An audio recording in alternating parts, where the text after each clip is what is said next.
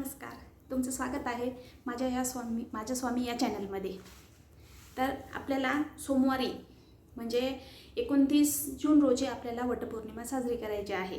आता तसं जर बघितलं तर वटपौर्णिमेचे म्हणजे त्या बाबतीत अनेक बाया ज्या आहेत ह्या थोड्या संभ्रमात आहेत। म्हणजे सोमवारी साजरी करायची, 29 जूनला साजरी करायची की मग 30 जूनला साजरी करायची। आता बघा, पंचांगानुसार जे आहे 28 जून रोजी पहाटे 3:06 पौर्णिमा सुरू होते आहे।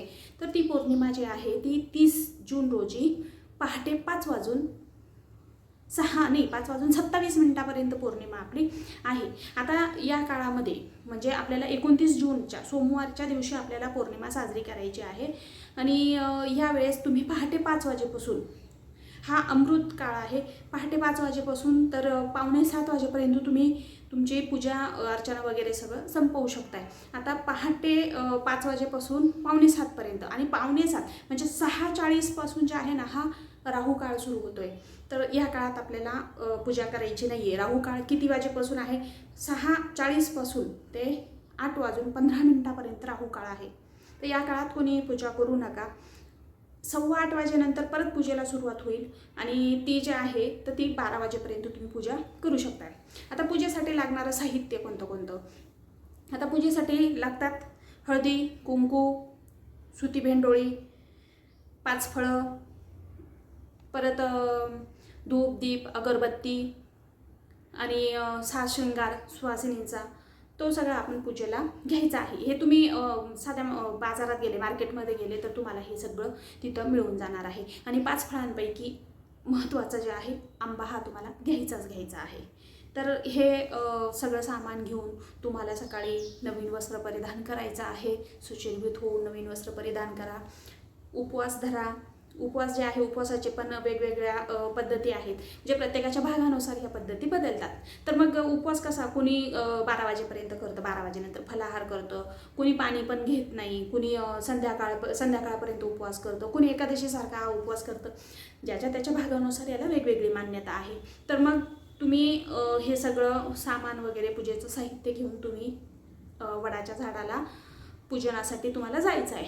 आता वडाच्या झाडाची पूजा करायची आहे, तिथं पाणी आणि दूध तुम्हाला वडाच्या झाडाला आधी अर्पण करायचं आहे।